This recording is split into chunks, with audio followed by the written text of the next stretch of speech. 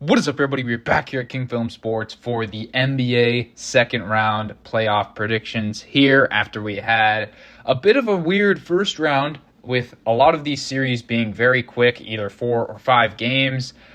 We had a big upset with the Wolves taking down the Lakers in that 5-game series. And then in the West, we had a couple 7-game series. The Game 7s weren't very close. The Nuggets get it done, and the Warriors advance there. The Warriors and the Wolves, the only teams without home court to advance there. So Minnesota, as the 6th seed, will host that series. Warriors with a big rest disadvantage there.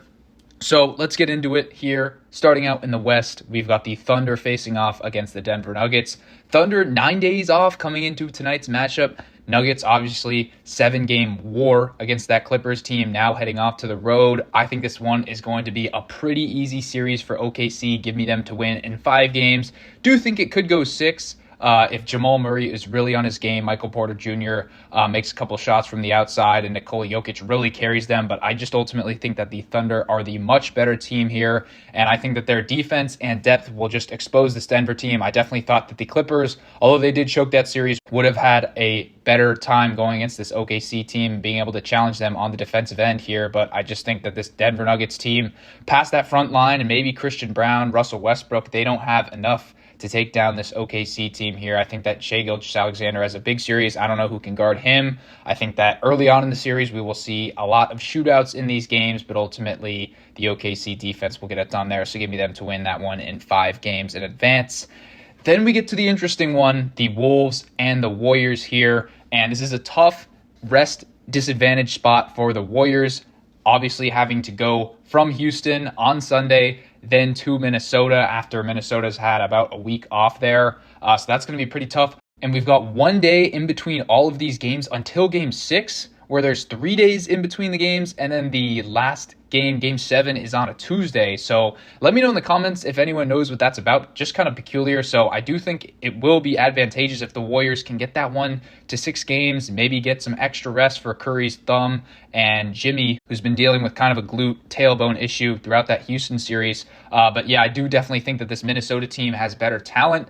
I do think that they have more depth. Not sure who the best player in the series is going to be. If the Wolves win, it's probably going to be Anthony Edwards there. But I think for the Wolves, it really comes down to the play of Julius Randle and Rudy Gobert. They were very surprising in that Lakers series. I do think that the Warriors have slightly more size than that Lakers team and could potentially challenge them. They did get some productive minutes out of Looney there. But the Warriors, I think, are just a couple guys short. Maybe if Podziemski, Gary Payton, and Buddy Hield really get it together and play lights out in this series, I do think that the Warriors will win. I did have the Warriors winning the West before the playoffs started, but I just ultimately think from what I saw in the first round with them coming up weak, especially on the offensive end, I will take the Wolves to win this one in a tough, hard-fought 7-game series. I just really think that the rest disadvantage is going to be bad for them here. Curry kind of waning, although he did have that great second half in Game 7 here. So it's going to be a tough spot, especially in Game 1. If the Warriors can steal that one, they definitely have a chance to win this series. And I do think that Gobert and Randle, as I mentioned, can be very inconsistent come playoff time. So if they choke there and some of these other Wolves role players, such as Jaden McDaniels and Dante DiVincenzo, don't live up to the billing, the Warriors will have a good chance here.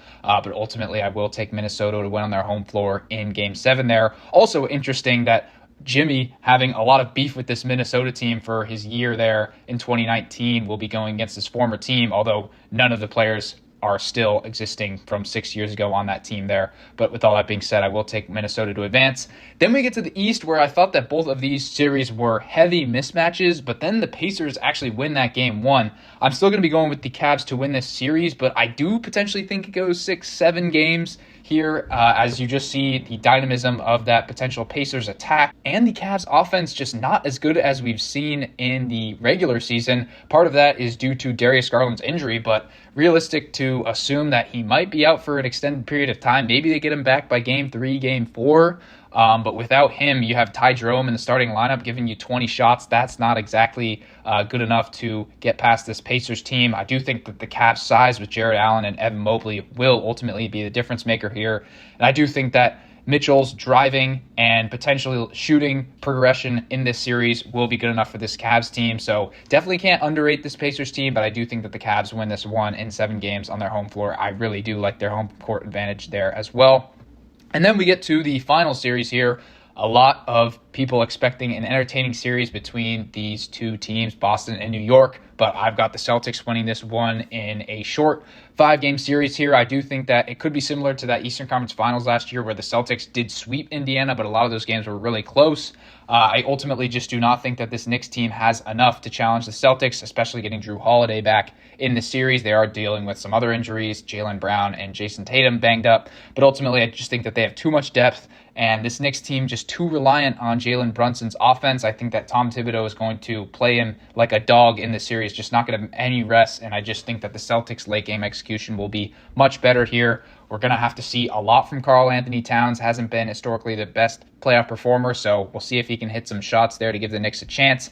And then we're going to have to see some improvement from some players like Mikal Bridges and Josh Hart if the Knicks really do want to win this series. And I just think that they're going to have to rest some of those starters, play a 7th and 8th man on this team. We'll see if Cam Payne can contribute anything. But ultimately, the Celtics just have the better players, the better pedigree, the better coaching, in my opinion. So I do think that they will take down the Knicks in 5 games there. So with all that being said, those are my playoff predictions for this second round here. I could see OKC going 6 games with the Nuggets, though I definitely do think they beat that Denver team. I could see the Cavs-Pacers series now going either way, but definitely favor the Cavs. I definitely see the Celtics beating the Knicks in 5. Maybe the Knicks can push it 6, though. And then the Warriors-Wolves, I'll be interesting to see what it looks like in the opening games. Is Minnesota's size just too much for this Warriors team? Or is the Warriors' experience and shot making the difference in that one? I think that will be a very interesting stylistic matchup, and I think it goes the distance there. Slight edge to Minnesota at this point. So with all that being said, let me know your guys' thoughts in the comments down below. As always, be sure to like and subscribe, and I will see you guys all in the next one.